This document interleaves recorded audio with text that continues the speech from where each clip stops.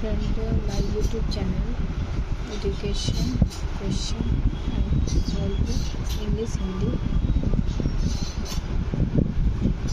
आज हम लोग पढ़ते हैं विधान हिंदी पाठमाला क्लास 4 का।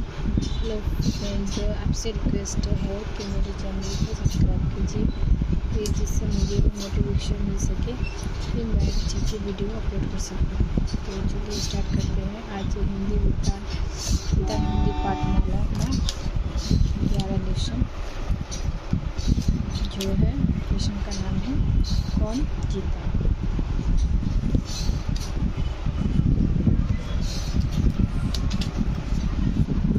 तो चलिए आते हैं। पात्र है कालिदास, राजा विक्रमादित्य, सेवक, स्वर्णकार, सूत्रधार। पहला दृश्य है सूत्रधार। उज्जैन की गद्दी पर राजा विक्रमादित्य विराजमान थे। उनकी वीरता, न्यायप्रियता और काव्य प्रेम की कहानियाँ बड़े चाव से आज भी पढ़ी जाती हैं। संस्कृत के महान कवि कालिदास इन्हीं के राज्य काल में हुए और हाँ, वे दोनों अच्छे मित्र भी थे। राजा विक्रमादित्य देखने में सुंदर थे, हष्ट पुष्ट शरीर, गौरव वर्ण, लंबी नाक और तेजपूर्ण माथा। विक्रमादित्य जितने सुंदर थे, कालिदास उतने ही कुरूप थे।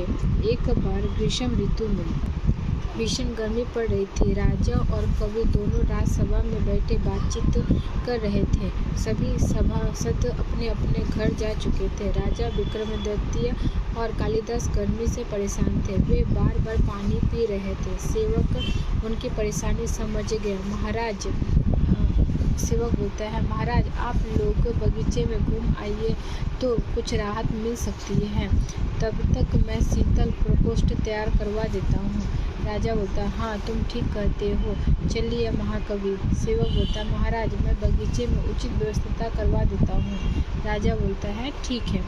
थोड़ी देर बाद वे दोनों बगीचे पहुँचे, परंतु वहाँ भी गर्मी का प्रकोप कम ना हुआ। दोनों के मुख में पर पसीने की बूंदें चमक उठी। पसीने से तर कालिदास का चेहरा और भी कुरूप लग रहा था। राजा ने सोचा कुछ छेड़छाड़ की जाए, मित्र जो ठहरे।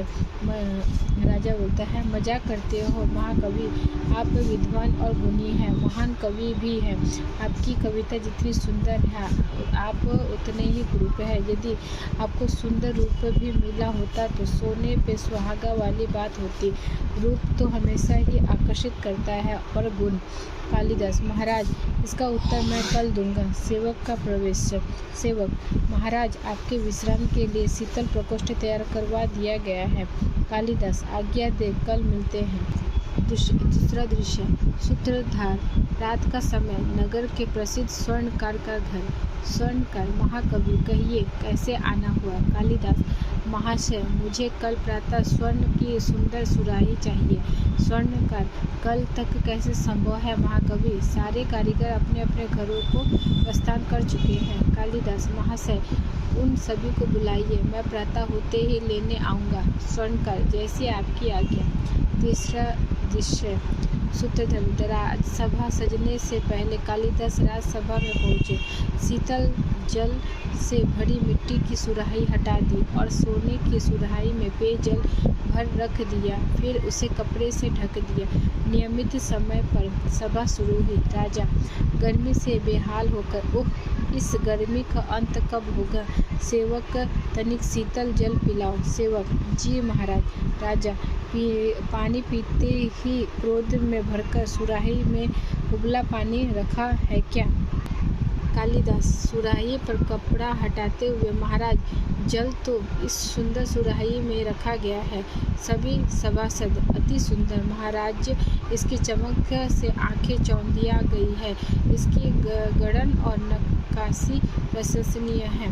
राजा, भला सोने की सुराही में भी पानी रखा जाता है, कहाँ गई मिट्टी की सुराही। कालिदास, महाराज आप तो सुंदरता के पुजारी हैं, मिट्टी की उस बदसूरत सुराही को भला यहाँ क्या काम। राजा, व्यंग को समझकर प्रसन्न होते हुए, तुम जीते और मैं हारा। सूत्रधार, सभी सभासद हक्के बक्के होकर दोनों का मुंह देख रहे थे, पर वास्तव में बात क्या थी कोई ना जान सका। राजा और कवि दोनों मुस्कुरा रहे थे।